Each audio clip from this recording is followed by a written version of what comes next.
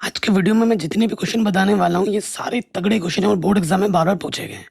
तभी थोड़ी ढीली है, इसीलिए पेन पेपर में सॉल्व करवा रहा हूँ। प्लीज़ बच्चों इग्नोर मत करना, लाइक शेयर ज़रूर कर देना। क्वेश्चन क्या बोल रहे हैं, सिद्ध कीजिए कि दी हुई तिर्यक ऊंचाई और महत्तम आयतन वाले, मतलब आयतन को महत्तम दिखाना है, शंकु का जो अर्धशीर्ष कोण होता है ना, वो इतना होता है।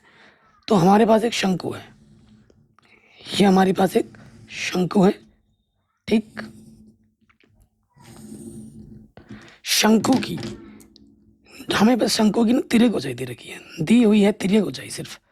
तो यहाँ से ये क्या हो जाएगी बच्चों, ये इसकी ऊंचाई है और ये हमारी त्रिज्या है, ठीक है। तो त्रिज्या को मैं मान लेता हूँ कि ये आर है और ऊंचाई को मैंने मान लिया कि ये एच है। और अर्धशीर्ष कोण हमारा यहाँ पर मैंने कितना मान लिया कि वो थीटा है और यहाँ पर 90 अंश का कोण बनता है। हमको बस तिर्यक ऊंचाई दी रखी है, ठीक है। तो आपको पहला काम क्या करना है कि इस एच का मान एल के पदों में निकालना है, आर का मान एल के पदों में निकालना है। नाम दे दो ए बी सी और इस बिंदु का नाम मैंने ओ दे दिया, ठीक है। तो सबसे पहले अपने को सिद्ध क्या करना है, यहाँ लिख देते हैं, सिद्ध करना है। क्या सिद्ध करना है कि अपने को अर्धशीर्ष कोण, ये जो थीटा है, उसको हमें दिखाना है tan इनवर्स अंडर रूट का 2। ये क्वेश्चन बहुत ही तगड़ा है और एग्जाम में ना बार बार पूछा गया है। तो सबसे पहला काम क्या है अपना, एच का मान निकालना, एल का मान निकाल, आर का मान निकालना एल के पदों में। तो यहाँ लिखेंगे त्रिभुज ए ओ सी में, ठीक, ए ओ सी में। तो सबसे पहले देखो, मुझे एच पता है, सॉरी मुझे एच निकालना है और मुझे एल पता है। तो कोण के सामने वाली भुजा लंब होती है, आधार बट्टे कर्ण। आधार बट्टे कर्ण क्या होता है, कॉस थीटा, ठीक। तो एच का मान क्या हो जाएगा, ये एल गुणे में है, बट्टे में इधर के गुणे में आ जाएगा। तो एच का मान हमने निकाल दिया एल के पदों में, एल कॉस थीटा। फिर से आ जाइए पुनः दोबारा। अब आपको आर निकालना है, एल पता है, लंब बट्टा कर्ण, लंब बट्टा कर्ण क्या होता है, साइन थीटा, ठीक है ना। तो आर का मान क्या हो जाएगा, एल साइन थीटा। आर का मान क्या हो जाएगा, एल साइन थीटा। तो दोनों के मान मैंने एल के पदों में निकाल दिए, ठीक है। अब आ जाओ शंकु के आयतन पे। चूंकि शंकु का आयतन, शंकु का आयतन, आयतन को हम वॉल्यूम हम कहते हैं अंग्रेजी में, शंकु का आयतन v। सूत्र क्या होता है इसका, 1/3 पाई आर स्क्वायर एच, ये होता है ना। तो अब हम आर का और एच का मान रखेंगे, क्योंकि आर और एच के मान हमारे एल के पदों में, यहाँ रख देंगे। तो v यहाँ पर अपना पाई/3, ठीक है। आर का मान क्या है हमारे पास, आर का मान है L sine theta, L sine theta square. और एच का मान हमारे पास क्या है, एल कॉस थीटा, ठीक है। तो हमारे पास जो आयतन वाला फलन होगा, ये हो जाएगा पाई एल स्क्वायर और ये एल की घात में 3, और ये हो जाएगा साइन थीटा का वर्ग गुणा कॉस थीटा। यही है ना, कोई दिक्कत यहाँ तक, परेशानी यहाँ तक नहीं होगी। देखो हमें आयतन को क्या दिखाना है, महत्तम दिखाना है, इस चीज़ का ध्यान रखना। अब हमारा फलन देखो ये आ गया, एल तो भैया कांस्टेंट दूरी है ना, तो किसके सापेक्ष अवकलज करोगे, थीटा के सापेक्ष अवकलज करेंगे। तो यहाँ लिखेंगे थीटा के सापेक्ष अवकलज करने पर करो। देखो यहाँ पर क्या हो जाएगा, पाई/3, ये हो जाएगा कांस्टेंट, और इसमें लगा दोगे फर्स्ट इंटू सेकंड वाला नियम। क्या होता है नियम, पहला वाला वैसे का वैसा, पहला वाला वैसे का वैसा गुणे दूसरे का अवकलज, कॉस थीटा का अवकलज माइनस के साइन थीटा होता है। फिर दूसरा वाला वैसे का वैसा गुणे पहले का अवकलज, पहले पावर सॉल्व होगी, 2 सामने आ जाएगा, एक हाथ कम हो जाएगी। फिर अंदर वाले का अवकलज होता है साइन थीटा का अवकलज क्या हो जाएगा, कॉस थीटा, ठीक है। सो देखिए यहाँ से अपने पास क्या बाहर है, पाई/3 साइन थीटा, कम से कम साइन थीटा हमारा उभयनिष्ठ है। तो यहाँ से बचेगा माइनस के साइन स्क्वायर थीटा, और ये साइन बाहर आ गया, कॉस और कॉस, तो यहाँ पे बचेगा प्लस के 2 कॉस स्क्वायर थीटा। कोई दिक्कत यहाँ तक नहीं होगी, मैं समीकरण नंबर 1 मान लूँगा। कई बच्चे डबल डेरिवेटिव करते हैं, बट थोड़ा सा रुक जाओ, ठीक है। मैं आपके लिए सबसे बेस्ट और इजी मेथड लेके आया हूँ। फिर आपको यहाँ क्या लिखना है, यहाँ लिखोगे आप उच्चतम, ठीक है, उच्चतम व निम्नतम के लिए, उच्चतम व निम्नतम के लिए, ठीक है। उच्चतम व निम्नतम के लिए सूत्र क्या होता है कि जो सिंगल डेरिवेटिव है उसको आपको 0 के बराबर रखना होता है। तो ये पूरी चीज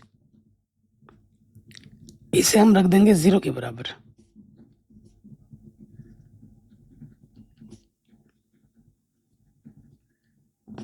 ठीक है, तो जब 0 के बराबर रखेंगे, अरे यार 0 के बराबर रखना होता है, ठीक है, सिंगल डेरिवेटिव इसको क्या रखना होता है 0 के बराबर। तो ये सिंगल डेरिवेटिव इसको हमने 0 के बराबर रख दिया।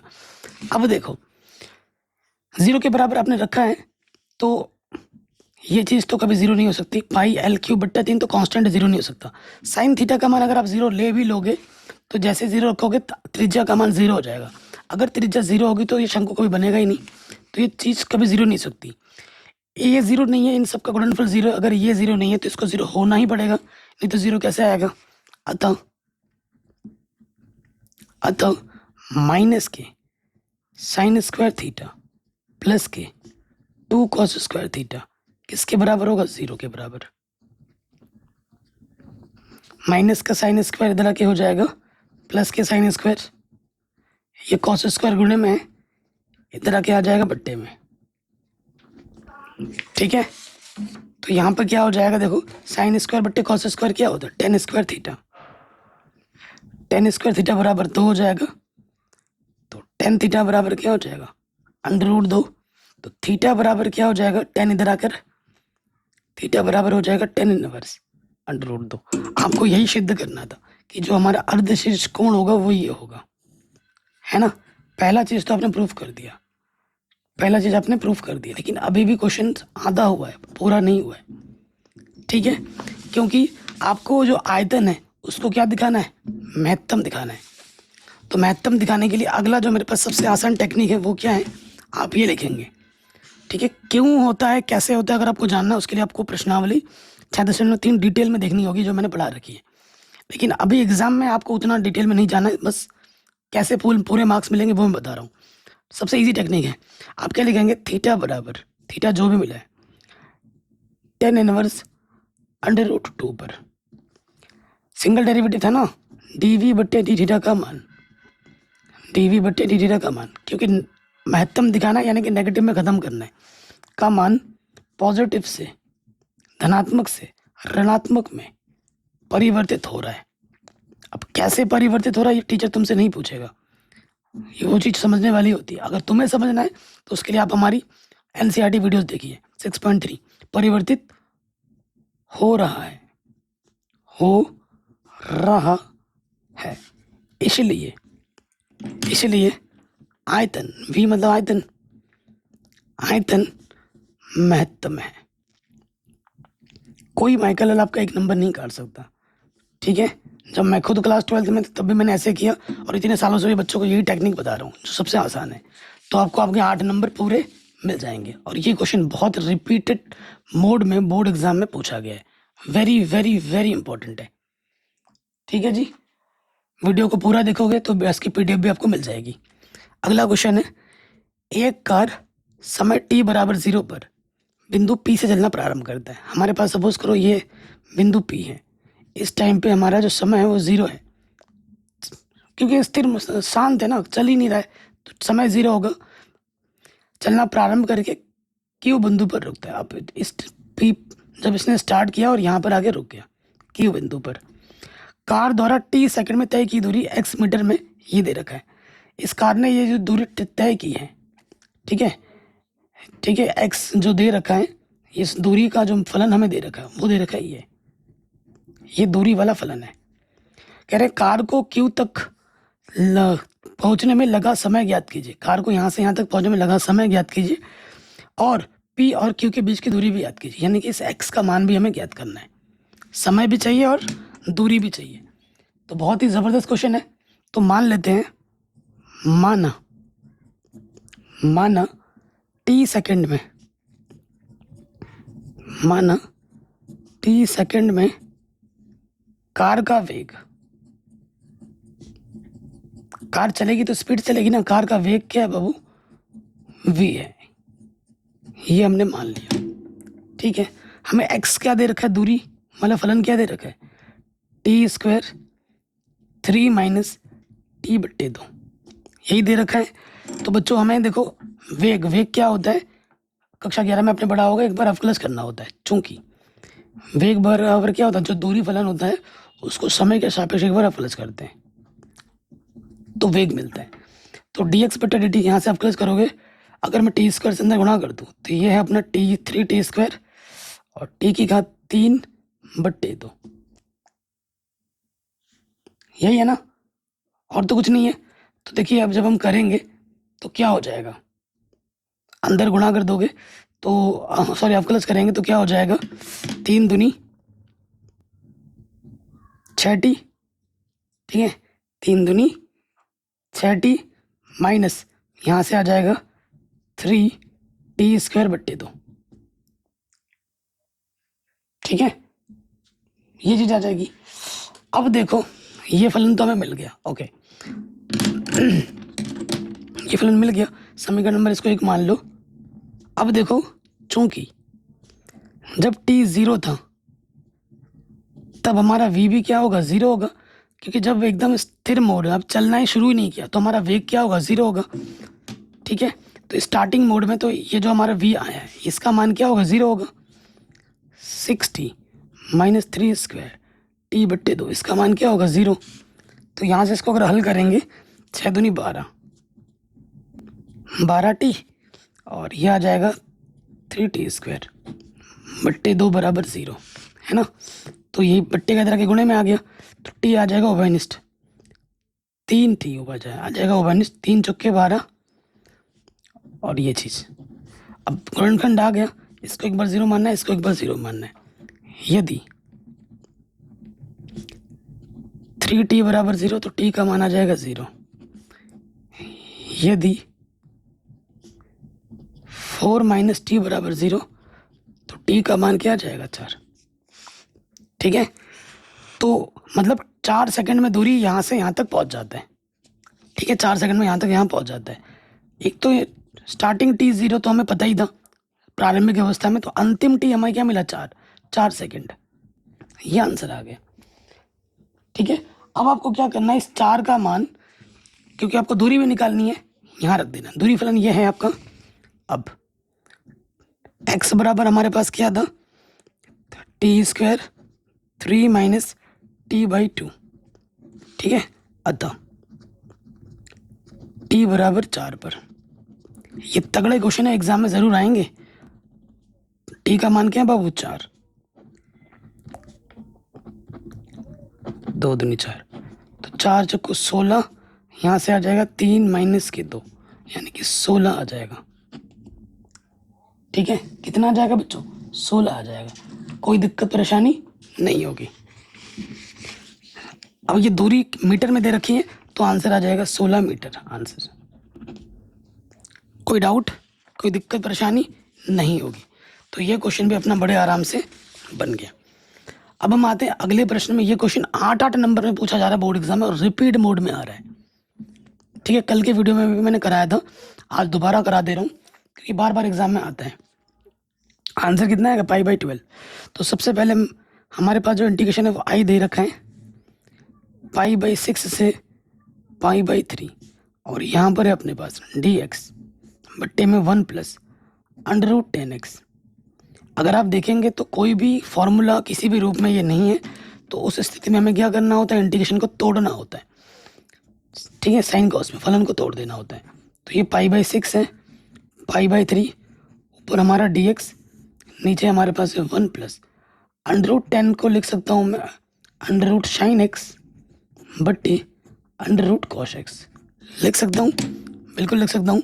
इसके बट्टे में कुछ नहीं तो मैं 1 लिख दूंगा, तो क्या हो जाएगा, देखो यहाँ से आ जाएगा π/6, यहाँ हो जाएगा π/3, ऊपर हमारे पास है dx, नीचे लॉस ऑफ कितना आ जाएगा, लॉस ऑफ आ जाएगा √cos x, √cos x, √cos x से कम √cos x plus √sin x। ठीक है, तो ये बट्टे वाला कहाँ जाता है, ऊपर गुणे में, तो हमें हमारा जो इंटीग्रेशन मिलेगा सही रूप में π/6 से π/3 और यहाँ ऊपर आ जाएगा अंडर रूट के cos x dx बट्टे में under root cos x plus under root के sin x। अब देखिए यहाँ पर कौन सा लिमिट हम लगा सकते हैं, कौन सा प्रगुण हम लगा सकते हैं। आप देखिए लिमिट को ध्यान से देखिए, a से b के फॉर्म में तो आप जानते हैं प्रॉपर्टी P3 से। P3 प्रॉपर्टी क्या कहती है कि अगर लिमिट a से b फंक्शन x dx है तो आप वहाँ पर लिमिट लगा सकते हो a से b function a plus b minus के एक्स dx। ये चीज़ आप लगा सकते हो, तो ये चीज़ हम यहाँ लगा देंगे। तो यहाँ हमारे पास क्या हो जाएगा, देखो यहाँ तो आई है ऑलरेडी, तो दोनों लिमिट को जोड़कर x में से घटा देना है। तो ऊपर क्या हो जाएगा अपने पास cos π/6 प्लस π/3 माइनस एक्स, यहाँ पर है dx बट्टे में है cos π/6 प्लस π/3 माइनस के एक्स, और यहाँ पर है अपना sin π/3 प्लस π/6 माइनस एक्स। ठीक है, अगर आपको जोड़ना घटाना तो आता ही होगा, क्यों नहीं आता है क्या। अगर आप π/3 और π/6 को जब जोड़ोगे तो आपको π/2 मिलेगा। ठीक है, कितना मिलेगा π/2। तो ये समाकलन कुछ इस प्रकार से हो जाएगा, इस प्रकार से होगा। तो ये हो जाएगा cos π/2 माइनस एक्स dx, ये हो जाएगा अपना cos π/2 माइनस एक्स, फिर यहाँ हो जाएगा sin π/2 माइनस एक्स। ठीक है, तो देखिए यहाँ से क्या हो जाएगा π/6 π/3, तो यहाँ हो जाएगा cos π/2 माइनस एक्स क्या होता है sin x। कक्षा 9 में 10 में ये सूत्र पढ़ा होगा आपने। तो यहाँ पे देखिए, यहाँ पे भी हो जाएगा अंडर रूट के sin x और यहाँ हो जाएगा अंडर रूट के cos x। कोई दिक्कत यहाँ तक, कोई परेशानी यहाँ तक नहीं होगी। समीकरण 1 देखो, समीकरण 2 देखो, दोनों के बट्टे में क्या है समान है। अब हम क्या करेंगे, समीकरण 1 और 2 को जोड़ देंगे, समीकरण 1 और 2 को जोड़ देंगे। इधर आई है, इधर भी है, बायां वाला बाईं तरफ जुड़ेगा तो क्या हो जाएगा 2i। लिमिट दोनों का सेम है, π/6 से π/3 दोनों के बट्टे में सेम है। ठीक है, दोनों के बट्टे में क्या है under root sin x plus under root cos x। तो लॉस ऑफ सेम आ गया, ऊपर फिर वैसे का वैसा जुड़ जाता है। इधर से अंडर रूट sin x और यहाँ से क्या है अंडर रूट cos x। ठीक है, अब आप देखेंगे कि ऊपर नीचे सेम टू सेम है, यहाँ पर और यहाँ पर, तो ये कट जाएंगे। कटा तो क्या बचा, सिर्फ dx बचा, है ना, सिर्फ क्या बचा dx 2i लिमिट π/6 से π/3 dx। dx कंडीशन क्या होता है x, लिमिट हमारी π/6 से π/3 है। इसको आगे हल करेंगे तो क्या आ जाएगा 2i बराबर, यहाँ पर लिखेंगे अपर लिमिट x की जगह पर अपर लिमिट माइनस x की जगह पर लोअर लिमिट। तो यहाँ लॉस ऑफ आ जाएगा 6, 3 दूनी 6, 6 कम 6, तो π/6 आ जाएगा, 2 गुणे में इधर आके बट्टे में आ जाएगा। तो i का मान क्या हो जाएगा π/12। ठीक है, i का मान क्या हो जाएगा π/12 हो जाएगा आंसर। तो ये क्वेश्चन भी हमारा बड़े आराम से बन गया। वेरी वेरी इंपॉर्टेंट क्वेश्चन है और एग्जाम में बार बार पूछा जा रहा है, आराम से बन गया। ठीक है ना, अगले प्रश्न पे आ जाते हैं।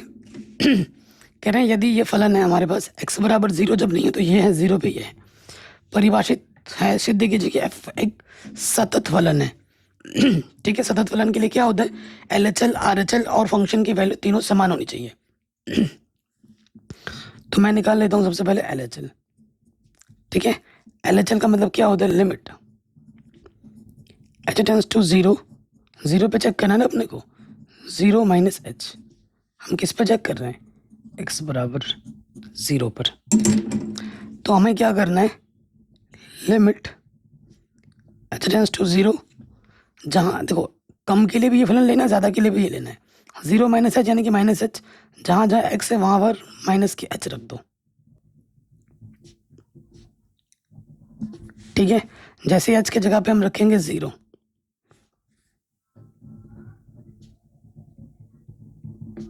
तो 0 गुणा कुछ भी हो वो क्या होता है? 0 होता है। ठीक हो गया। अब आ जाओ R H L, same R H L पे भी यही बात आएगी।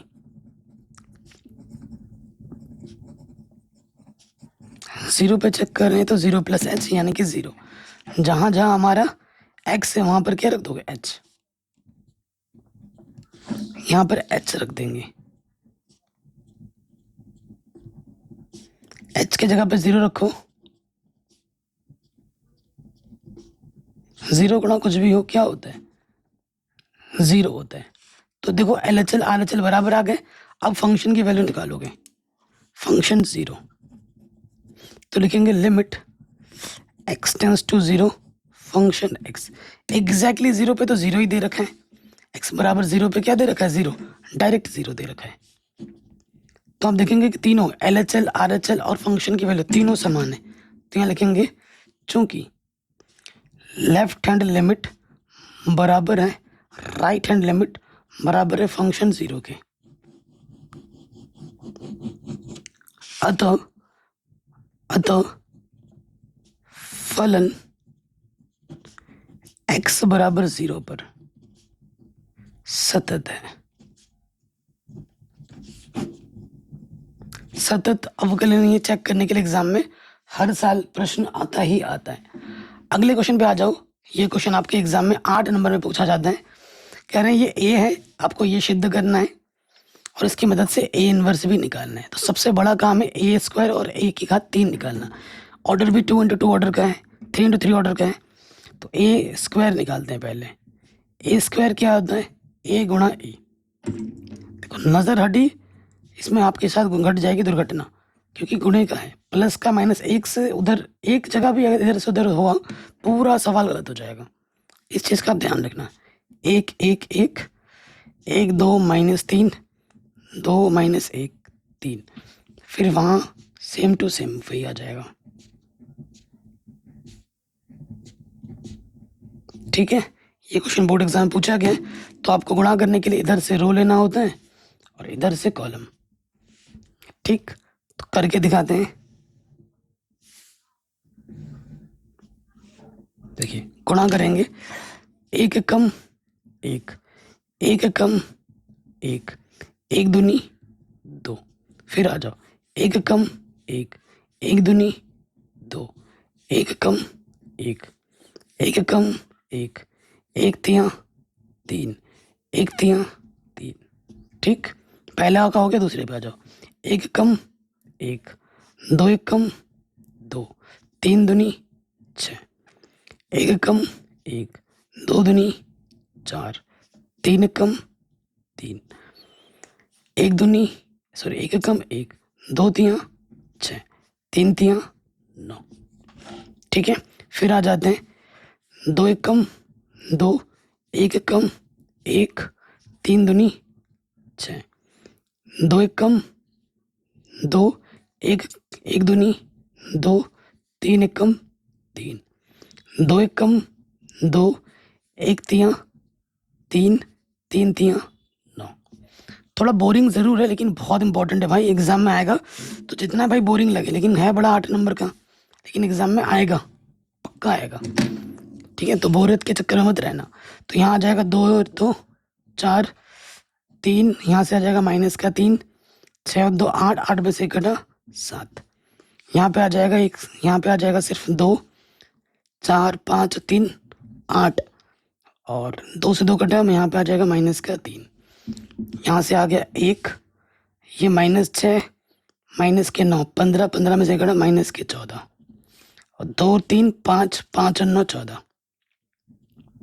तो ये हमको हमारा क्या मिला? ए स्क्वायर। अगला जो बड़ा काम है वो है ए क्यूब निकालना। ए क्यूब निकालो। ए क्यूब क्या होता है? ए स्क्वायर गुणा ए, ठीक है, ए स्क्वायर गुणा ए। तो पहले हम लिखेंगे यहाँ पर ए स्क्वायर, फिर यहाँ लिखेंगे हम ए, और फिर करेंगे गुणा। ए स्क्वायर क्या है अपने पास? 4 माइनस 3 7, 2 8 माइनस 3। ए हमारे पास है 1 1 1 1 2 माइनस 3 2 माइनस 1 3, ठीक है। गुणा करते हैं। गुणा करने के लिए इधर से रो लेते हैं और इधर से कॉलम, ठीक।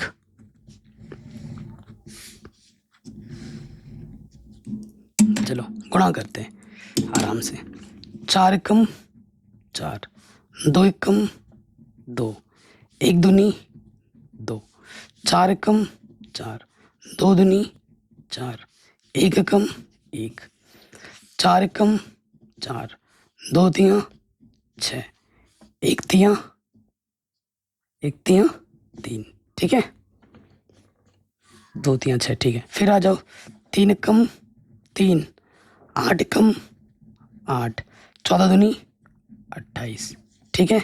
फिर 3 एकम 3, 8 दूनी 16, 14 एकम 14, 3 एकम 3, 8 तियाँ 24, 8 तियाँ 24 माइनस का, देखा एक प्लस का माइनस इधर से उधर हुआ ना, पूरा सवाल गलत।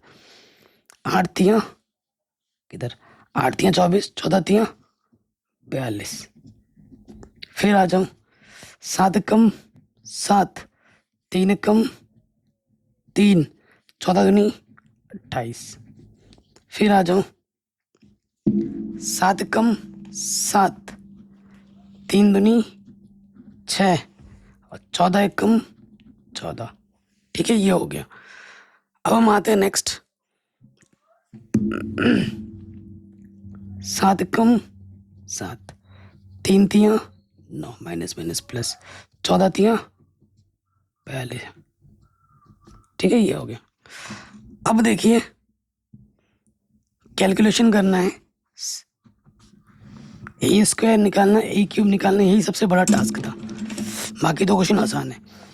4 और 4 8, ठीक है। यहाँ क्या हो जाएगा देखो, 28 में से 8 घटेगा 20, 20 और माइनस के 3 माइनस के 23, ठीक है। 28 28 और इधर कितना है बाबू 7 है, तो ये कितना हो जाएगा 35, 35 में से 3 घटाओगे कितना आ जाएगा 32। 4 और 4 8, 8 में से 1 घटा 7।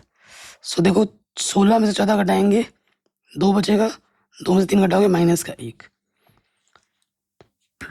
कितना है ये माइनस के 20 में से 7 घटा दोगे, 20 में से 7 घटाएंगे 13 माइनस के, ठीक है।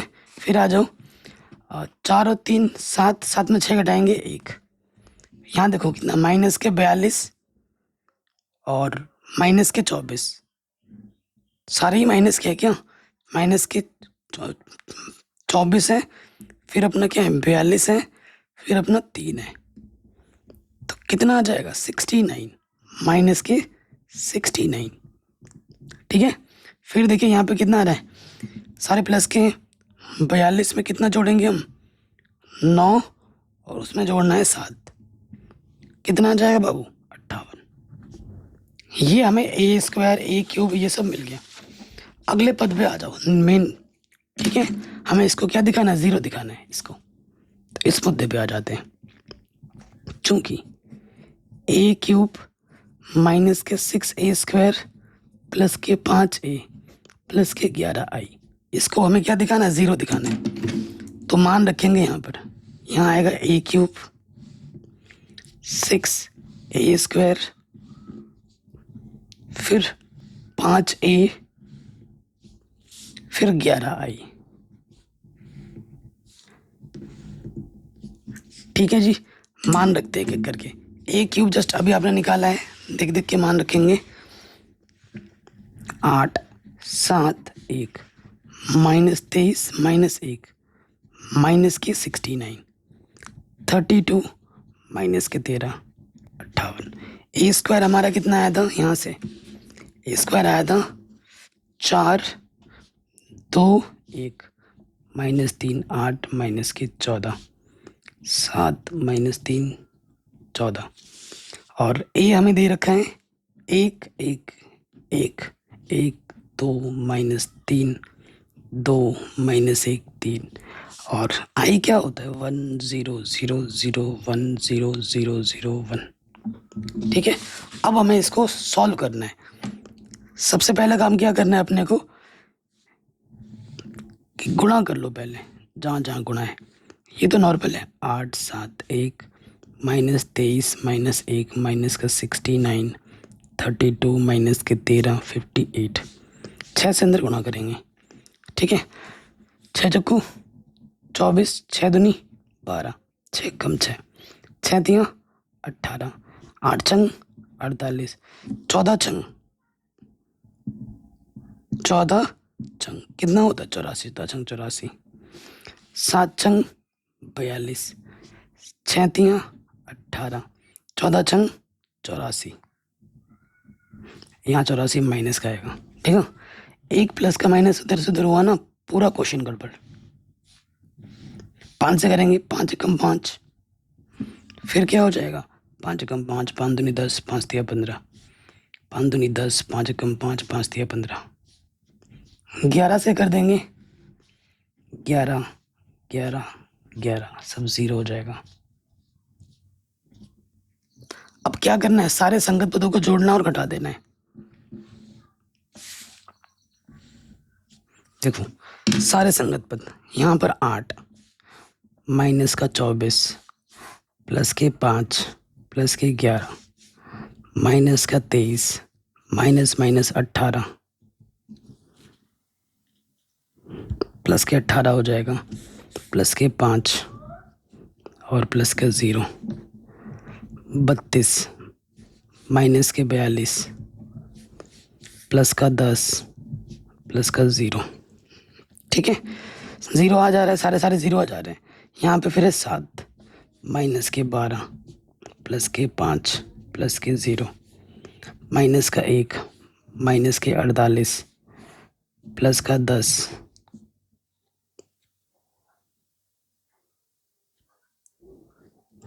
माइनस 1 माइनस का 48 प्लस का 10 प्लस का 11। तो ये तो 0 नहीं आ रहा है, 0 लाना है ना अपने को, तो कुछ तो गड़बड़ हुआ है क्या।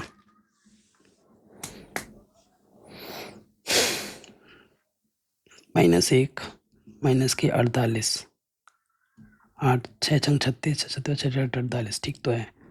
5 दूनी 10 11 और देखते हैं, यहाँ पर है 13 माइनस माइनस प्लस के 18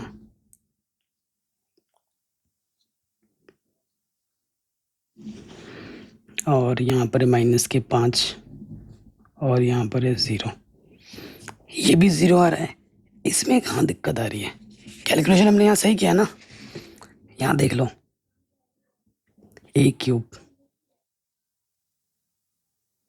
ए स्क्वायर है ना, ए स्क्वायर मान रख के देखते हैं। 4 2 1 -3 8 -14 7 -3 14 6 मान तो मैंने सारे सही रखे हैं, तो ये 0 क्यों नहीं आ रहा है यार। 8 6 48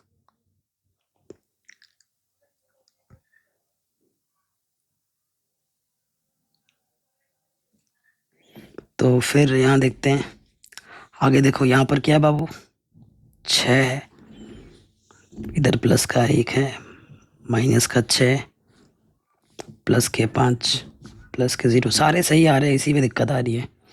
यहाँ देखते हैं माइनस के 69 प्लस के 84 और माइनस की 15 प्लस के 0। ठीक, फिर यहाँ देखिए 58 माइनस के 84 प्लस के 15 प्लस के 11 सारा 0 आ रहा है, इसमें थोड़ा दिक्कत आ रहा है। बाकी पता नहीं क्या है, सब 0 हो गए, तो 0 ही आना चाहिए। 0 आ जाएगा तो ये आपका 0 मैट्रिक्स हो जाएगा। ठीक है, अगले स्टेप में क्या करना है बता देता हूँ। कैलकुलेशन तो आपको आती ही होगी, इसमें कोई बड़ी बात नहीं है। अगले स्टेप में हमारे पास क्या है, ए क्यूब माइनस के 6a² प्लस के 5a 11i बराबर 0 है। तो हमें क्या करना है, ए इनवर्स से गुणा कर देना है दोनों तरफ। ए इनवर्स से गुणा करेंगे तो क्या होगा,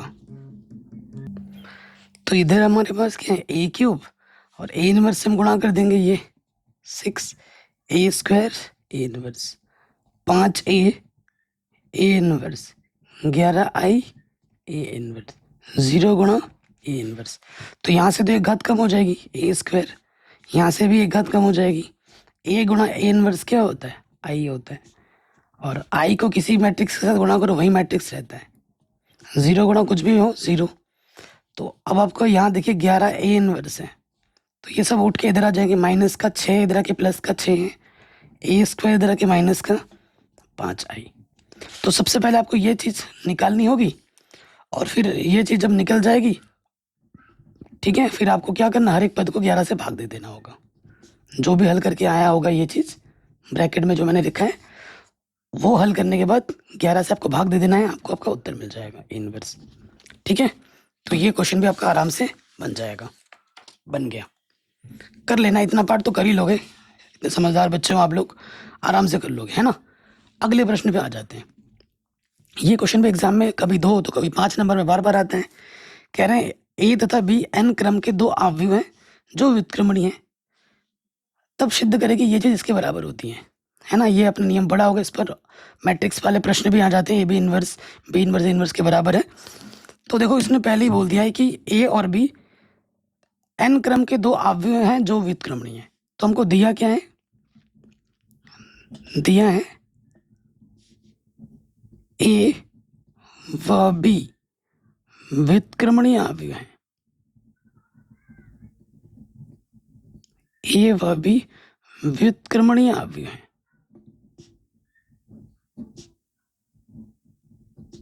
ठीक है, अगर व्युत्क्रमणीय अवयव हैं तो भाई ए का इनवर्स ए इनवर्स होगा और ये गुणा होके आई देगा, चाहे ए इनवर्स से गुणा आगे से हो या पीछे से हो। उसी के साथ साथ बी इनवर्स गुणा होके आई देगा, चाहे बी इनवर्स की गुणा आगे से करें या पीछे से। तो जहाँ ज़रूरत पड़ेगी इसका हम इस्तेमाल कर लेंगे। अब अगर ये चीज़ इसको सिद्ध करनी है अपने को, तो इसके लिए क्या करना होगा, देखिए इसके लिए क्या करना होगा। अब जैसे ए बी एक क्या है, मैट्रिक्स है। अगर ये चीज़ है ना, इसका हमें इन्वर्स चाहिए, तो ए बी का इन्वर्स ये चीज़ होना पड़ेगा। तो उसके लिए मुझे क्या करना है, देखिए हमारे पास क्या है, हमारे पास ए बी है, ठीक है, मतलब बी इनवर्स ए इनवर्स है। ठीक है, हमारे पास ऑलरेडी क्या है, बी इनवर्स ए इनवर्स है, तो मैंने ए बी की गुणा कर दी। तो अगर ये आई दे देता है, जैसे ए का इनवर्स ए इनवर्स था तो आई दे रहा था, अगर इसका इनवर्स ये है तो ये गुणा होकर क्या देना चाहिए, आई देना चाहिए। देखते हैं देता है कि नहीं देता है। तो सबसे पहले देखो भाई, बी इनवर्स बाहर है, ए इनवर्स और ए को मैंने साथ में रख लिया। ए इनवर्स और ए गुणा होकर क्या देंगे, आई देंगे। चलो आई रख दिया, आई बाहर से इधर क्या है, गुणा में बी। किसी भी मैट्रिक्स के गुणा आई से करो वही मैट्रिक्स रहता है, और बी इनवर्स बी क्या देगा आपको, आई देगा। समीकरण 1। उसके बाद चाहे आप ये चीज़ आप आगे से गुणा करो या पीछे से, दोनों तरफ से आई देना चाहिए। अब हम देखते हैं कि भैया ए बी हम आगे से नहीं पीछे से करेंगे। ठीक है, ये मैंने यहाँ पीछे से किया था, इसको आगे से गुणा कर दिया। अब देखो क्या ये आई देता है, तो इसके जगह पे क्या आ जाएगा, आइडेंटिटी मैट्रिक्स। तो ए गुणा आई क्या होगा, ए बाहर से इनवर्स ए इनवर्स क्या होगा, आई। तो दोनों ही आई दे रहे हैं, यानी कि सही है। तो लिखेंगे अतः समीकरण 1 व 2 से, 1 व 2 से क्या है कि हमारा क्या हो जाएगा, ए बी इनवर्स किसके बराबर हो जाएगा, बी इनवर्स ए इनवर्स के। यही अपने को सिद्ध करना था। इतना हलवा क्वेश्चन है, आराम से बन गया। अगली सर्वसमीका है, ये सर्वसमीका एग्जाम में हर साल आ जाती है। ठीक है, इसने बोल रखा है कि जब a 0 नहीं है और b 0 नहीं है तो इसके लिए ये चीज सिद्ध करो। आप a 0 लेके b 0 लेके टाइम वेस्ट मत करना, इसने कंडीशन ही बोल दी है कि जब a भी 0 ना हो और b भी 0 ना हो तो ये चीज़ सिद्ध करके दिखाओ। तो बहुत बड़ा आसान है, 5 नंबर में हर साल परमानेंट है, आता ही आता है। तो आपको पता है कि भैया परिमाण a का जो वर्ग होता है उसको मैं लिख सकता हूँ a vector dot a vector. इसी का हम थोड़ा सा प्रयोग करते हुए क्या करेंगे, इसको मैं लिख सकता हूँ a प्लस बी वेक्टर का जो वर्ग है इसको मैं लिख सकता हूँ a plus b vector dot a plus b vector. लिख सकता हूँ, बिल्कुल लिख सकता हूँ। अब देखिए मैं गढ़ूंगा गुणा a डॉट ए से स्टार्ट करूँगा ना गुणा a डॉट ए, फिर आपका आ जाएगा a डॉट बी, फिर करेंगे b डॉट ए, फिर आपका आ जाएगा b डॉट बी। ठीक है, ये हो जाएगा। अब आप जानते हैं कि a डॉट ए क्या है भाई, परिमाण a का वर्ग लिख सकता हूँ, और a dot b dot a एक ही बात होती है, तो ये अपना क्या है, दुगुना a डॉट बी। ठीक है, और b डॉट बी क्या हो जाएगा, ये चीज b का परिमाण। ठीक है, आप a डॉट बी और b डॉट ई बात तो एक ही होती है ना, तो यहाँ लिख भी सकते हैं, चूंकि a डॉट बी बराबर क्या होता है b डॉट ए। ठीक है, अब इससे पहले आपने क्या पढ़ी होगी, कोची असमीका पढ़ी होगी, कोची असमीका से क्या होता है कि a डॉट बी का अगर हम परिमाण लें तो उसका मान होता है परिमाण a गुणा परिमाण b। इस चीज़ का मैं यहाँ पर प्रयोग कर दूंगा। तो जैसे ही मैं यहाँ पर मॉडुलस लूँगा अपने से तो ये चिन्ह भी आएगा साथ में, तो यहाँ पर ये चिन्ह लग जाएगा, परिमाण a का वर्ग दुगना परिमाण a परिमाण b प्लस ये चीज़, क्योंकि ये मान मैंने रखा है यहाँ पर तो ये चिन्ह भी लगेगा इसकी जगह पर। ये क्या है, a का स्क्वायर प्लस b का स्क्वायर प्लस 2ab, यानी a प्लस बी का होल स्क्वायर।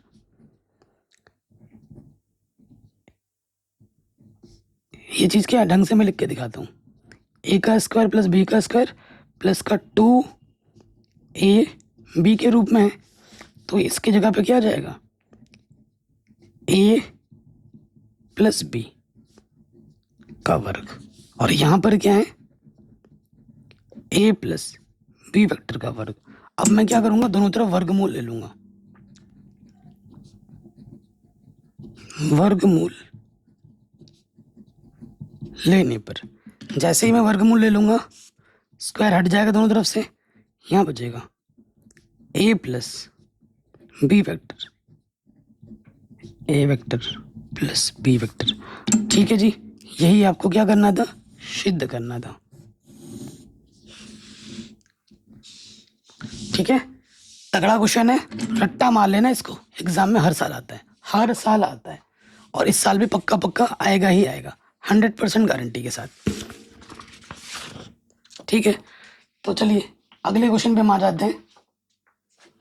क्वेश्चन क्या बोल रहे हैं, कह रहे एक पासे को 2 बार उछाला गया है, प्रकट हुई संख्याओं का योग 6 पाया गया है, संख्या 4 के न्यूनतम एक बार आने की सहप्रतिबंध प्रायिकता ज्ञात कीजिए। तो देखो दो पासे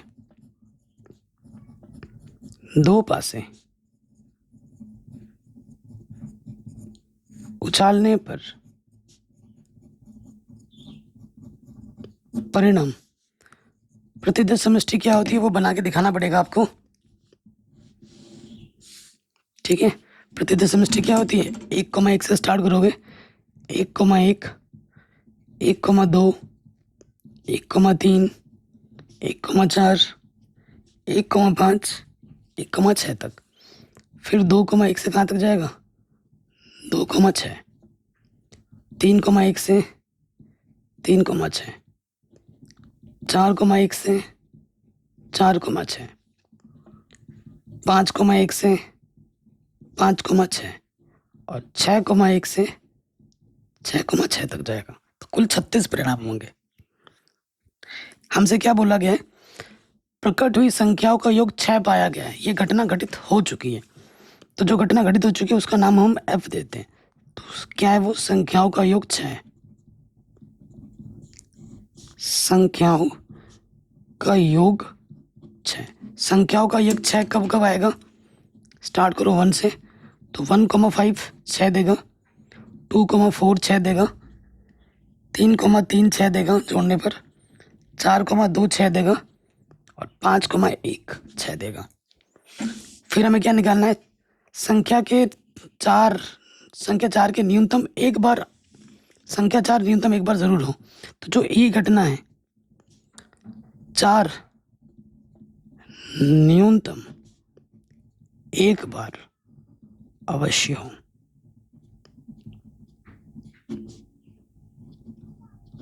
ठीक है, 4 एक बार न्यूनतम अवश्य हो, उसके लिए क्या हो जाएगा देखो, 1,4 2,4 3,4 4,1 4,2 4,3 4,4, एक से ज़्यादा बार भी ले सकते हो, 4 एक बार होना ज़रूरी है, 4,5 4,6 5,4 और 6,4, ये घटनाएं हैं हमारे पास। प्रश्नानुसार हमें क्या निकालना है,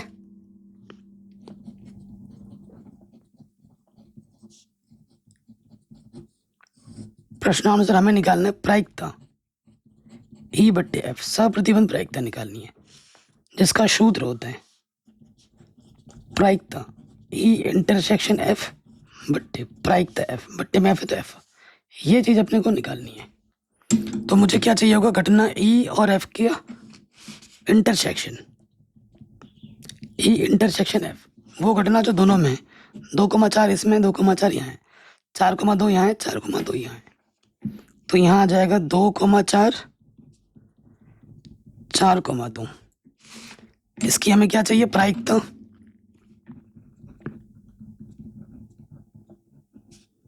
संभव परिणाम 2, कुल परिणाम 36। फिर आ जाओ F, ये F घटना है, इसकी प्रायिकता क्या होगी,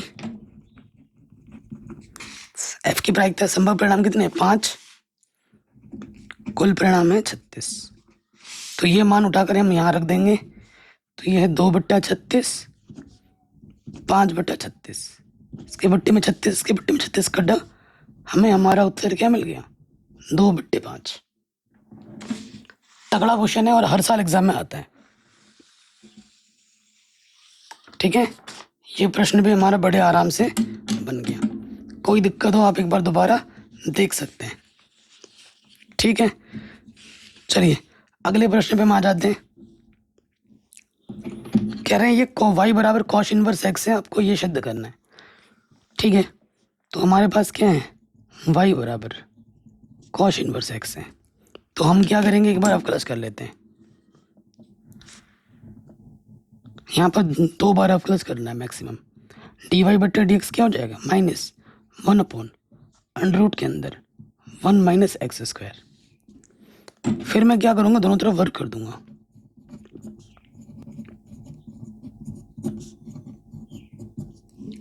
ठीक है, दोनों तरफ मैंने क्या कर दिया, वर्ग, तो यहाँ से वर्ग जब मैं करूँगा तो यहाँ हो जाएगा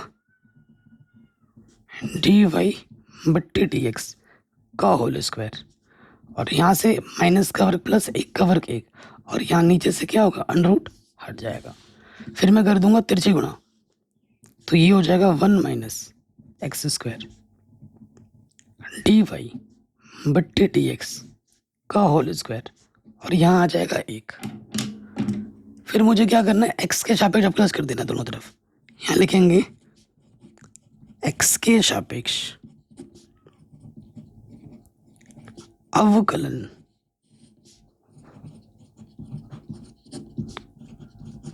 करने पर, ठीक है, अवकलन कर दो, तो ये 2 फलन के गुणा है, दोनों तरफ अवकलज होगा, बाईं तरफ भी दाईं तरफ भी, बाईं तरफ 2 फलन का गुणा है, फर्स्ट इंटू सेकंड वाला नियम लग जाएगा। क्या होगा, पहला वाला वैसे का वैसा गुणे दूसरे का अवकलज, पहले पावर सॉल्व होती है, 2 सामने आ जाएगी और एक घात क्या होगी, कम हो जाएगी।